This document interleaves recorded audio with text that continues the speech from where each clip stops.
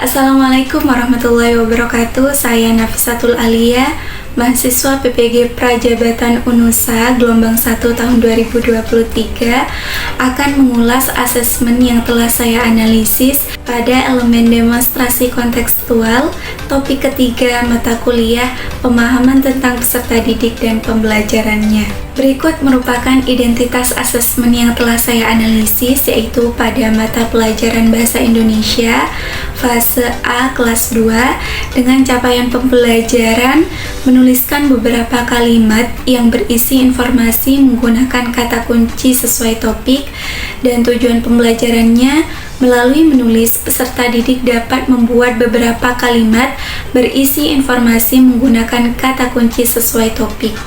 Untuk materi ajarnya yaitu keragaman, susunan, dan kebiasaan keluarga, serta pembagian tanggung jawab antar anggota keluarga. Untuk jenis asesmennya yaitu tes formatif dengan bentuk soalnya berupa soal tertulis. Selanjutnya, kesesuaian asesmen dengan tahapan perkembangan peserta didik. Berdasarkan analisis yang telah saya lakukan, asesmen disajikan dalam bentuk perintah untuk menuliskan ulang cara pembuatan noken sesuai kata kunci yang disajikan dalam ilustrasi gambar. Hal ini menunjukkan kesesuaian asesmen dengan tahapan perkembangan peserta didik di kelas 2, karena umumnya peserta didik di kelas 2 ini sudah bisa mengurutkan suatu kejadian dengan beracuan pada apa yang dilihatnya. Maka berdasarkan asesmen tersebut dapat dilihat bahwa guru sudah menyesuaikan pemberian asesmen dengan tahapan perkembangan peserta didik di kelas 2 yang berada pada tahap operasional konkret. Selanjutnya, kesesuaian asesmen dengan lingkungan budaya dan karakteristik peserta didik. Berdasarkan asesmen yang telah saya analisis, asesmen belum menunjukkan adanya kesesuaian dengan aspek lingkungan budaya dan karakteristik peserta didik, di mana dalam asesmen tersebut guru meminta peserta didik untuk menuliskan ulang langkah-langkah pembuatan noken secara urut menggunakan kata kunci yang telah disediakan dalam buku siswa. Dalam asesmen ini, guru mengajak peserta didik untuk mengenal salah satu tas tradisional dari Papua melalui kegiatan menulis langkah-langkah pembuatan noken dengan benar dan runtut.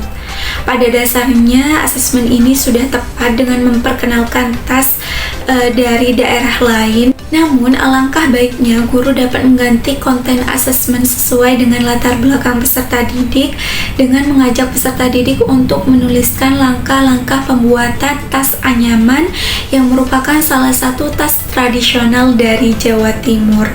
Mengapa harus mengganti kontennya? Karena peserta didik tentunya sudah sering melihat atau bahkan menyentuh tas anyaman tersebut secara langsung.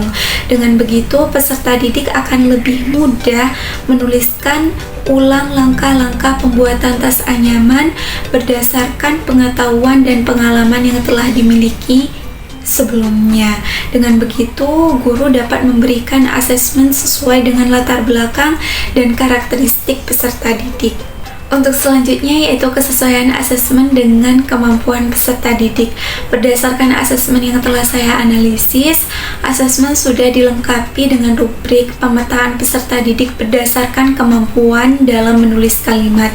Hal ini menunjukkan bahwa adanya kesesuaian asesmen dengan kemampuan peserta didik yang dibedakan menjadi 4, yaitu kategori sangat baik, baik, cukup, dan kurang. Selanjutnya yaitu kesesuaian asesmen dalam memberikan ruang bagi peserta didik untuk melakukan umpan balik terhadap proses pembelajarannya.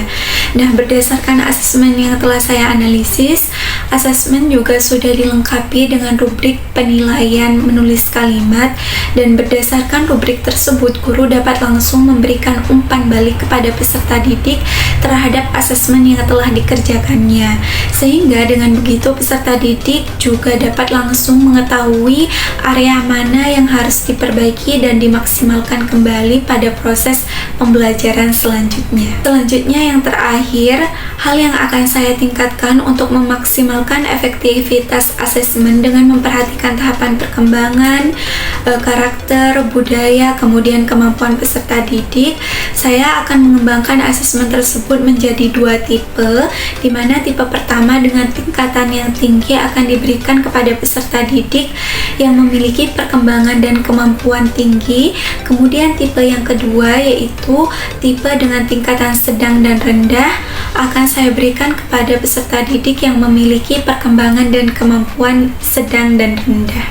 Selain itu, saya juga akan mengganti konten asesmen sesuai dengan latar belakang dan karakteristik peserta didik. Dengan pemetaan peserta didik berdasarkan tahapan perkembangan dan kemampuannya, serta konten asesmen yang sesuai dengan latar belakang peserta didik, guru dapat memaksimalkan pemberian asesmen sehingga melalui asesmen tersebut guru dapat membantu setiap peserta didik untuk dapat mengembangkan kemampuan sesuai dengan kompetensi yang telah dicapainya. Demikian ulasan asesmen berdasarkan analisis yang telah saya lakukan. Semoga bermanfaat. Wassalamualaikum warahmatullahi wabarakatuh.